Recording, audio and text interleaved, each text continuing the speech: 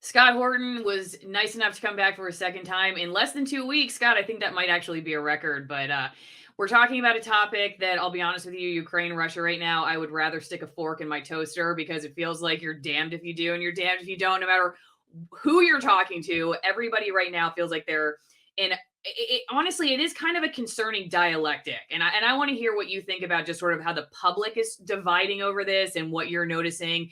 Because anytime it feels like there are sort of two clearly delineated sides, I always, at least of late, it's made me kind of sit back and wonder, is that also contrived for some reason, like, the sort of mainstream talking point and the opposition, or is that opposition coming out organically to just feeling like they're having another narrative crammed down their throat? Just to reintroduce you, you are the director of the Libertarian Institute, editorial director of antiwar.com. You've been on before talking about Ukraine, Russia, and when you were on last time, we actually talked about Matt Taibbi's article. We were pre-conflict, pre-invasion. He was writing about how the media had another all-time faceplant because they wrongly predicted a Russian invasion of Ukraine on February 16th. And then subsequently, Matt wrote an article basically saying, I'm sorry, I didn't see it coming. And when you're wrong, you got to admit you're wrong. I wanted to invite you back on because there were a lot of questions from people who really enjoyed what you had to say last time. Some people who were critical of it, but everybody really wanted to know if you had also changed your mind on what you discussed. And and Scott, maybe I could also preface this too by saying, and correct me if I mischaracterize what you said, but you kind of come from the stance of, at least back then, that not only did the United States aggravate this situation, but it almost seemed like you were saying that Putin, like, we wanted this, and Putin really is just reacting to it the way a leader would, and we pushed him to the brink, and he kind of had no choice. That was sort of the way I was hearing what you were saying, but correct me if I'm wrong. And where do you stand now? Yeah. Well, I wouldn't exactly put it like that. But so there's a few things there. I'll start with the I was wrong thing. And I did write a tweet like this, apologizing essentially on behalf of antiwar.com. I mean, really, it's not our job to predict the future all the time. It's just that at the time, that was the game that the Biden administration was playing. Russia's about to invade Ukraine. They've been saying it since the beginning of November, essentially crying wolf and saying it was going to happen any day now, any day now, any day now. And so for most of that time, it wasn't true. And at the same time, as I explained on the show last time, probably, although I don't remember, I do a lot of these, that essentially Biden was giving in on the most important issues. He wasn't putting it in writing, but he was saying that there's no way we're bringing Ukraine into NATO.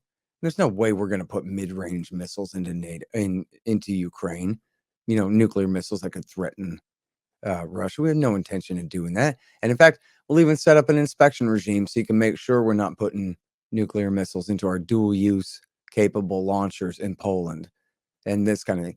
So I thought he was backing down. I thought that indicated that even though there was a lot of bluster on top, that where the rubber meets the road, the diplomats are actually, trying to assuage,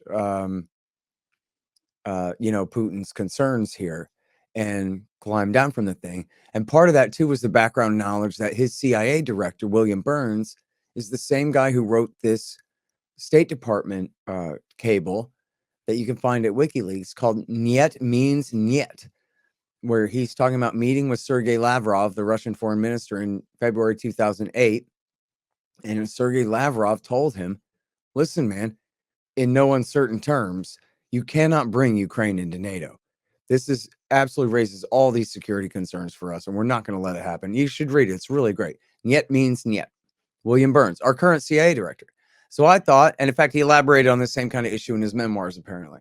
So I thought that Biden is getting sound advice here about what needs to be done about essentially. And look, I'm sure we discussed that Biden was involved in the coup of 2014. And I figured that, at least in private, these guys know that they've really ramped up tensions a lot and they'll figure out a way to climb down from the thing. Now, they didn't do that. They didn't, do what it took. They insisted that it was this sacred policy that no one can close the door on NATO membership, not even us. It's an open door always. If a country wants to join, there's the application process. No matter where in the world they are, they can join the North Atlantic Treaty Organization. and that this is a sacred principle. And so therefore, even if Russia is threatening war, we can't say, okay, fine, we'll just all agree that this country between our sphere of influence and yours shall be neutral. Instead, it's got to be one or the other. And so that raises the question. It's only speculative, but there are a lot of indications of this, that the Americans really preferred that a war happen. And that's probably the thing that I was not being cynical enough, which is, because I don't want to be too alarmist all the time. I don't know. A lot of times things aren't as bad as the alarmists say and that kind of thing. But the more I look at it now, the more it looks like the Biden people preferred that Russia invade Ukraine so that they were, they have no intention of fielding American soldiers in armor there. There's not airplanes. They're not going to start an American war there. But they want to do, it's the same playbook. They think they're so smart. Give them their own Afghanistan. Give them their own Vietnam. That's what Afghanistan was in the 80s, was their own Vietnam. Never mind what we've done to ourselves in the last 20 years on this same kind of policy, playing the same game. This is a way that we can weaken Russia, is that will get them bogged down in a fight. They know that there will be stiff resistance to their occupation if they choose to try to occupy the west of the country. And even if they only occupy the east of the country, then we can arm up Ukrainian forces in the west to continue this war, to drive up the costs for the Russians. And, it's actually really spectacular. I don't know if you've seen this, but there's a clip of Hillary Clinton on MSNBC where she's just, like they say, verbal diarrhea, where she's just kind of going off. And I think in one clip, she's definitely talking to Mika Brzezinski. The second clip I saw, I'm not sure who she's talking to. It's MSNBC. And I'm not sure if she's still addressing Mika Brzezinski or not. I need to go back and see if I can find the whole thing somewhere. But she is just going off about how, yeah, man, back in the 1980s, the Russians invaded Afghanistan and no other countries went in, but we provided a lot of support and a lot of weapons to the Mujahideen fighters who eventually beat the Russians and drove them out. And then she just smirks and says, of course, there are a lot of unintended consequences from that. And then she just completely dismisses that. Right? The entire Al-Qaeda war against America and the entire American terror war for the last 20 years in response just is dismissed without even a wave, just a chuckle. She smirks. Yeah, some things happened. But anyway, never mind that. This is what we should be doing in Ukraine. And we should be sending in arms. And we should be sending in trainers. And we should be arming their military. And we should be arming their civilian militia fighters. Anyone who's willing to fight. And then she goes on and on. It's not exactly the same terrain as Afghanistan, so it may not work as well, but we definitely should still try it anyway. And I think that point of view really represents the thinking of the Biden administration. I'm afraid to say that. There was this piece in Yahoo News by Michael Isikoff, who is, formerly with Newsweek, very connected to the Democrats type of reporter, very connected to the national security state. And he wrote this big thing. He's now at Yahoo News. And he wrote this big thing about how the Americans have not only been, sending Rangers to Ukraine to train their military and National Guard for all these, last 7 years since the war broke out and all that after the coup, but also have been bringing them to the United States and training them here. And this is for what's called the Stay Behind program. Essentially, named after an effort under Operation Gladio in Europe in the early Cold War to arm up right-wing militias in the event that the Soviet Union invade Western Europe, that they would have all of these armed groups ready to fight an insurgency against them if they tried, if they had rolled into Germany and France and that kind of thing. So then that's the model, and that's what they want to do. And never mind, this whole idea comes from America's absolutely suicidal mission in Vietnam, which is completely crazy. Killed 3 or 5 million of them. Nobody really knows. Throw in the Laotians and the Cambodians in that Holocaust of a war. 60,000 Americans dead, all for nothing. And then what do the Americans do? They go, wow, that was cool. You know what we should do? We should see if we can get the Russians involved in one of those. Since it was so horrible for us, what a neat thing. we'll give them their own Vietnam and bait them into invading Afghanistan. And then after that worked, the bin Ladenites said, hey, let's do that to the Americans. We'll give them their own Afghanistan. And the Americans went for it. You might remember we left in humiliating defeat 6 months before this show is being recorded and airing here. After 20 years of occupation ending in, tail between our legs, withdrawal in violence. And so then, but now what do? This is the absolute, Hillary Clinton is absolutely just the poster child for the American empire. Isn't she? Just the most ignorant and arrogant, book read, but no wisdom and just full of hubris. Here's how we can fight the Russians. Sorry to, interrupt your fun little daydream here, but the Russians have something like 6,000 nukes. That means you should not do that. But nobody ever talks about that. They just act like, yeah, we can fight the Russians, and what are they going to do about it? Well, they could destroy the whole world. Before we get to the rest of this video on U.S. foreign policy and every other topic that makes you want to drink, you should go to AllisonWinePromo.com and check out my favorite Malbecs from Argentina. One from 8,950 feet, an extreme altitude Malbec. Another from the oldest vineyard in Argentina. You get 50% off the wine itself and 50% off shipping. That's Allison with 1LWinePromo.com.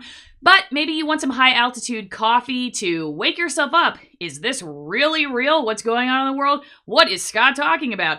Then you should go to TwinEngineCoffee.com/Allison, TwinEngineCoffee.com/Allison. These are also USDA certified organic. They have a wide variety of roasts. They also have a Caturra tea, which is tea you make from the coffee fruits. I loved cold brew mine for 24 hours. It has a great taste, but without the level of caffeine of coffee. So an option for the tea drinkers as well. But whatever you do, before we get to the rest of this video, check out my sponsors, AllisonWinePromo.com, TwinEngineCoffee.com/Allison, and toast to free speech wherever you are. Scott, let me play this real fast. This is Chuck Horton. So he was just on, he is a war correspondent who's been all over the place and has, I think, a very different point of view. A lot of criticism of him, I think from people who are skeptical of this, Putin is the full aggressor, Ukraine is the victim narrative. And so I figured I would just play this because there are some people who obviously agree with him and some people who disagree, but just to have you respond to, because I do think like I was saying earlier, there is this dialectic happening, and I don't really know quite what to make of it. So I'll play this just a quick minute and then get your response. Has done in this conflict, and really break it down. Vladimir Putin has acted out of weakness every time. Every decision he's made has been made out of weakness. Let me explain what I mean by that. So first of all, invading a country that isn't yours, acting like the jilted ex-boyfriend, I still love you, Jessica. That's kind of what Putin is doing. He's acting like, well, we broke up, but I still love you, and so you can't date anybody else. And if you're not going to love me, then I'm going to force you to love me. And everybody knows how that goes in a relationship. In this case, this kind of domestic violence involves tanks and missiles, but it's a very similar thing. When he's so insecure about his own country, and I would say probably about his own manhood, and that he feels the need to go invade a country. Somehow he's able to convince himself that he's got the moral high ground in this. Give me a break. Is he going to say anything substantive here coming up at all? Ounce of moral high ground that there is to be had in this conflict. I was going to stop it right there. That basically, how could he possibly think that he has the moral high ground? It's not even a he said, she said. It's obvious he's the aggressor. He chose this. And but he's not even saying anything at all, right? He speaks the entire claim is only a metaphor. He didn't refer whatsoever to any policy, any of Putin's demands, any of, if he says Putin's acting out of weakness, okay, yeah.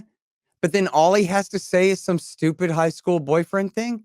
He can't talk about what it means to Russia to lose Ukraine and what it means that Ukraine is running off with somebody else or any of these things, it's only a metaphor. But then he doesn't connect it back to any actual land on Earth where human beings live and are making choices and doing things. This is completely stupid. I'll put the link in the description so people can watch this. Which, by the way, I'm not saying Putin has any moral high ground. I'm just saying this guy's not even making an argument. If you just want to talk about what's happening, we could talk about what's happening. Or if you have a clip of him actually making an argument, we could talk about his argument. Yeah. Well, maybe it's my fault for just choosing that as, instead of it's a 36-minute long video, but I think it's sort of like the generalization that like the Ukraine just wants to be like, what's wrong with Ukraine wanting to be sort of part of the West? What a bunch of crap. Look, America overthrew a democratically elected government and installed a sock puppet junta that now says they want to join with us. Well, that's a bunch of crap. The guy they overthrew was democratically elected, free and fair, and he didn't. So, but now Ukraine wants to join the West, says somebody's imagination. That's a completely bogus argument. The fact of the matter is they had to overthrow the government twice in 10 years to find someone playing in there that they could pretend wanted to join with the West. Every time they hold a free and fair election, the Russia-leaning Party of Regions wins. They overthrew the same guy twice in 10 years. Does this guy know that? In fact, here, you want to talk about boyfriend and girlfriend? I have a clip here from I know the two of the you Colbert guys report. Now, I want you to hear this. I really want you to hear this. You'll like it. Okay. This is from the Colbert report 7 years ago, back on when he was still on the Comedy Channel. When he was funny? No, pardon me, 8 years ago, 2014. Okay. This is recorded on, I'm almost certain it's the 24th. Yes, it is. It's the 24th of February, 2014. So it's 2 days after America succeeded in overthrowing the government, using a bunch of Nazis to do a street putsch, a violent street putsch, and run the democratically elected in a free and fair election, Viktor Yanukovych, out of town. And here is the editor of Foreign Affairs magazine, Gideon Rose, and Foreign Affairs is the journal of the Council on Foreign Relations, the center of the American foreign policy establishment since 1919. And this is him going on the Colbert Report, essentially to celebrate the coup and the success of the policy in stealing Ukraine away from Russia and bragging all about it. And he makes the comparison. He's the one who says, Ukraine is in a relationship with this scumbag from the ghetto, and now we're trying to hook her up with this nice young yuppie, the European Union, and we're breaking up their relationship and taking Ukraine off away with us. Ukraine doesn't have any free will in this argument either. This is all being done by the United States to Russia. Ukraine, it doesn't even have to be Ukraine. If it was Belarus, it'd be Belarus. This is about us and the Russians. The girlfriend in the situation is just the prop in the fight. Ronald Reagan were still alive to fix this mess. Here to tell me how to reanimate Reagan is the editor of Foreign Affairs magazine, Gideon Rose. Mr. Rose, thank you so much for being here. I promise this is worth it, okay? There's the magazine, Foreign Affairs. Now, Gideon, help me out here. We've got a battle. The Ukraine, some of them want to go into the EU, the European Union, right? And some of them want to stay with Russia. If the Ukraine's not in Europe right now, what continent is it on? Well, it's part of Eurasia, but it's part of Eastern Europe and the former Soviet bloc. It's basically Robin to Russia's Batman. And the challenge here is to try to attract it to the West, to get it to flip sides. So the rebels in the streets, what are they fighting for? They're fighting for a better future. Countries have a development. That sounds like a political speech. No, but it's actually true. Countries have to develop over time. And Ukraine, basically, after the end of the Soviet Union, faced two tracks. It could stay a sort of stagnant, corrupt, authoritarian country tied to Russia, or it could essentially join the West. It could modernize, liberalize, become a democracy. at the last minute, when it looked like it was going to trade up from its sort of abusive relationship with its boyfriend from the hood to a nice yuppie. You're not loading these choices in any way whatsoever.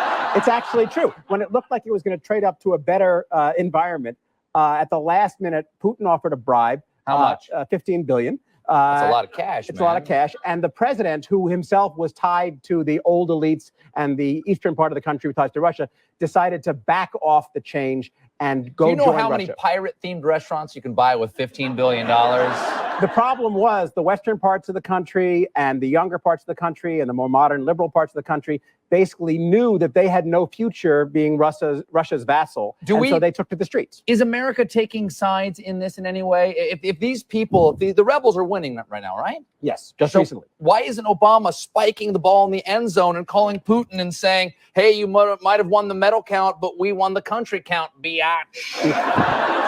It's actually a very good question. And the answer is that we don't want Russia to intervene and kick over the table like a game of Risk and take Ukraine back. And so would they do that? Could he send in troops? Yes, he could. So we are choosing. Does Ukraine have any troops of their own? Would they fight back? Yes, but we don't want this to escalate and we don't want Russia to crack down. So we want to basically distract Russia. Oh, look, you have the highest medal count. Oh, you did really well.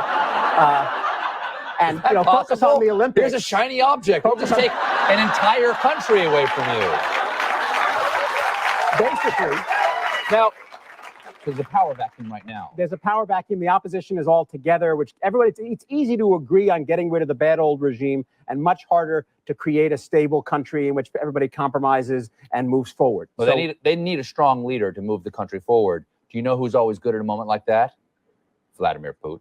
Do you think he might volunteer to come in and help Ukraine? The reason we don't want Putin to get involved in this, and so we want to try and involve him in this decision so that he allows Ukraine to go. We actually want a non-exclusive relationship with Ukraine. You can have a relationship with it too. You're the only one making this into a girlfriend-boyfriend relationship. Ukraine is basically choosing its future between two completely different courses of action, and we're trying to blur that choice so the old boyfriend doesn't get too upset when it makes the right choice towards us. He might punch us in the face. Well, thank you so much, Gideon Rose. He might punch her in the face. I had no idea that this metaphor went so far back in time when I was playing that. And also that just makes me think of how I used to think that Stephen Colbert went from comedy to politics recently, but I guess I was wrong that he was I mean, the joke then was he was supposed to be like Bill O'Reilly. He was supposed to be like a right-wing buffoon. Right. In that one, it's an interesting one. It makes me wonder, who even booked that show? Why was that an interview that they even did? They got the editor of Foreign Affairs to go on the Colbert show. And they even asked, Colbert says, well, why aren't we mocking the Russians and spiking the football? And he says, well, we don't want them to react. We want them distracted with the Sochi Olympics. We think we can get away with it while they're busy with the Olympics. Look at your medal count while we take this country away from you. And all of this. So why would they go on TV and spike the football then? Because that's exactly what they're doing. Right? Why would they do that? Well, because it's the arrogance of empire. I mean, look, that's why they call it imperial hubris. And look what happened. He says, oh, no, we're trying to blur this and create a non-exclusive relationship. That's a damn lie. They were the ones who said, if you want to join the EU, you cannot have a trade deal with Russia. It was the Russians who said, hey, we don't care if you have a deal with the EU. You should just have one with us, too. And so that was not true. And in fact, the new coup d'etat junta, as soon as they took power, right at the time that he was recording that interview, the three former presidents allied with the new government wrote a letter that said, now is our chance to kick the Russians out of the Sevastopol naval base.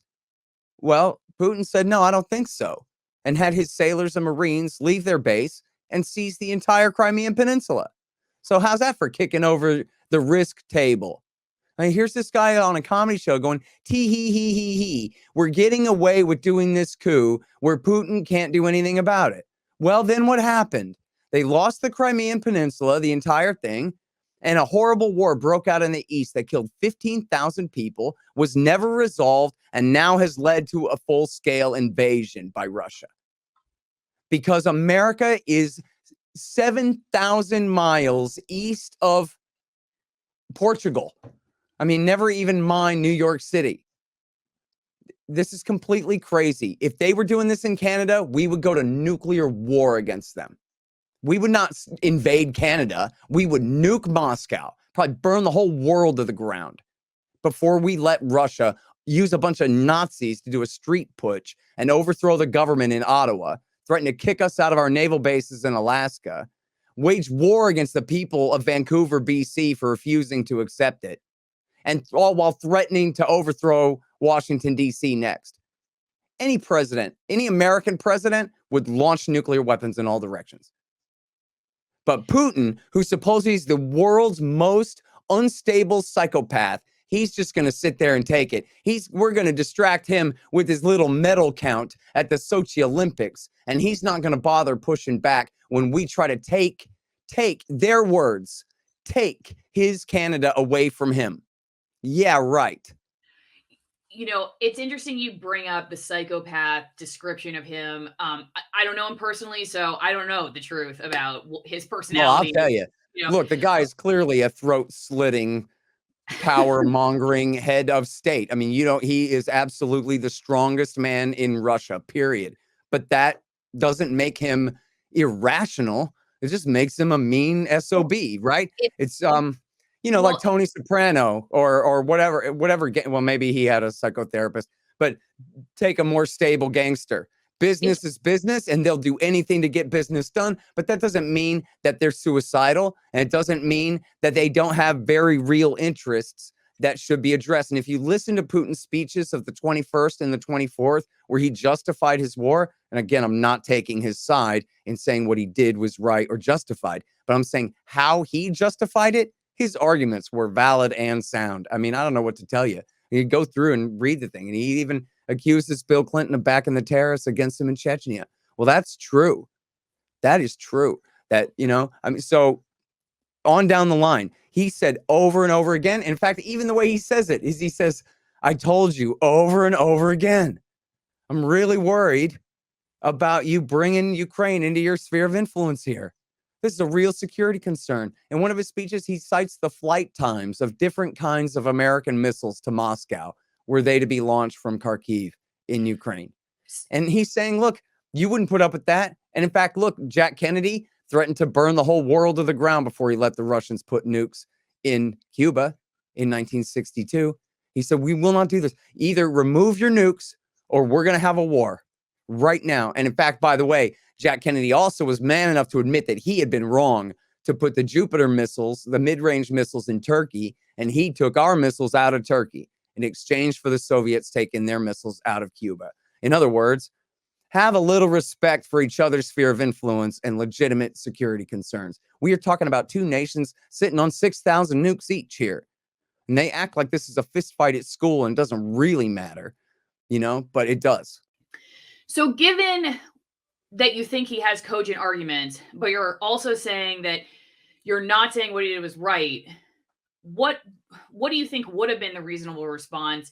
Yeah, it's a good question. In other words, what would you do in his position? He's in a very tough position. I think clearly I don't believe he had exhausted all alternatives, but I really don't know what alternatives there were. He made himself clear over and over and over again that the way, essentially by the end, America's, as I said, Biden has said, we're not bringing Ukraine into NATO. It's not like we're in the middle of the process of bringing them in or anything like that. But he's saying, you treat them like a de facto member of NATO, though. You have their military essentially integrated under NATO command. You're continually arming them and threatening to arm them more and more. And he even said in one of the speeches, he says, you keep saying you're not going to bring Ukraine into NATO, but I read the papers, or, my guys do, and I see where you guys say, well, once we get their corruption issues under control, we think that we can make an exception to the security situation in the East and go ahead and bring them into the country and into the alliance anyway. So don't sit here and play coy with me, man. I mean, you guys, you lie to my face, but you tell the truth to the paper back home where anybody can read it. So, now what he should have done about it, I don't know. He sure as hell don't, even just taking the Donbass region as he did would have been, a very severe step, but not necessarily a violent one, really. I mean, this was territory that was already controlled by by Russian-backed separatists for like the last 8 years. So when his forces walked into that original area, it was essentially a non-violent action. It was, coercive against the Ukrainian state, but not against the people of the Donbass, who in fact had voted to join the Russian Federation back in 2015, and Putin had told them no back then. But they had voted in a super duper majority. I forget exactly, 70, 80 something percent to join back then. So, if he settled for that and said, well, at least I can guarantee the war in the Donbass is over now, then that would have been, the least worst alternative. But even from there, see, this is the problem. War is a government program.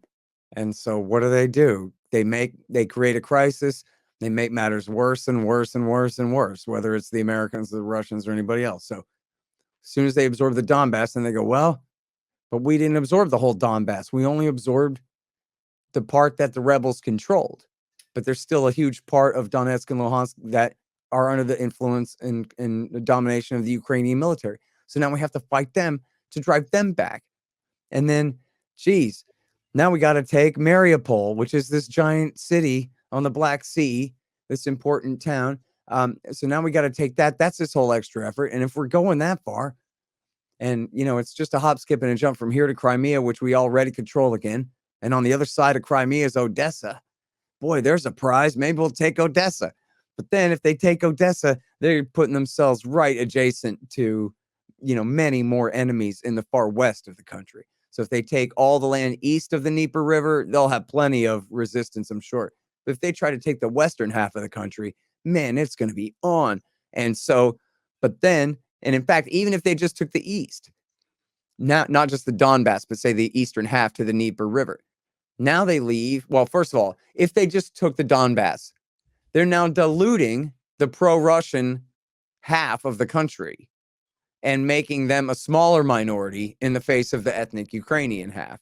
So that already weakens Putin's position because he's weakening his allies' position inside this state, right? If he takes the whole east of the country, then he leaves a rump state in Western Ukraine that's almost, completely dominated by ethnic Ukrainians and be the most right-wing nationalist reactionaries at that point. And then he leaves them there. So now, again, I'm on the logic of this is a government program. These are government bureaucrats thinking, whether they're Soviets or whether they're Russians or whether they're Americans. This is their logic. So now you got to go ahead and crush them too, right? Go ahead and annihilate those forces that are going to give you trouble here in the near future. So there has been at least some fighting in the west of the country. I don't know exactly how far it'll go. And I don't know how far down this chain of illogical government logic Putin will go in this. But he has certainly bit off, a lot to chew here. And again, these are reasons. I may have even delineated them for you then. But these are among the reasons why I didn't think he would invade. Right now, he's got like a 50-50 split inside the country. If he starts absorbing all those Russian-speaking peoples, then he's screwing himself in a way because he's essentially tilting the balance in favor of his enemies, the Ukrainian speakers in the far west, if you take my meaning there. So, I really don't know what's going to happen. I mean, so far, there have been leaked demands that would seem to imply that he's willing to retreat back to the Donbass if the Ukrainian government will, for example, adopt total neutrality and forever forswear NATO membership and will recognize the expanded official borders of Donbass, not just the initial part that was taken that had already been under separatist control and this kind of thing. So I don't know. It really remains to be seen. Do you also think that it's the reports I'm reading, I don't know how accurate they are though, that he wants Zelensky out, that he's not going to stop until Zelensky's not in charge anymore? And then I'm not sure. That could be, but I don't know about that. Okay. Okay. I know, Scott, I know you have like literally 30 seconds. And so I'm sorry to that's true. people on locals who submitted questions, but we'll just have to have him back. Okay. So Scott, pick which one of these you want to answer in 30 seconds or less. Okay. What are your thoughts on economic, cultural, social sanctions as alternative to war? Does he think the current situation will change the West to become more self-sufficient and less globally dependent? EU energy import from Russia. And general question, as an anti-war libertarian, under which circumstances would you support military actions only for self-defense at U.S. borders in order to defend the West and its values when attacked in Europe or America? I don't know if either one of those are interesting to you. I got a bunch, but I know we're not going to be able to get through. Well, I'll just say on that last one, all other things being equal, I don't think that we could tolerate a major power making a military alliance with Canada or Mexico against us, like Russia or China or something like that, or the European Union making a hostile alliance with the Canadians against us in the year, 2172 or whatever it is. I don't think we could tolerate that. But other than that, the rest of the world's on their own. That's the Monroe Doctrine. It says you stay out of the Americas and we will stay out of Europe. That should be the law. Scott Horton, thank you. I hope you'll come back again. Everybody always puts so many questions, and you know so much, so it's just we could go days on this. Everybody read antiwar.com every day, and you'll be as smart as me. There you go, antiwar.com. Okay, thanks again, Scott. Thank you all very much.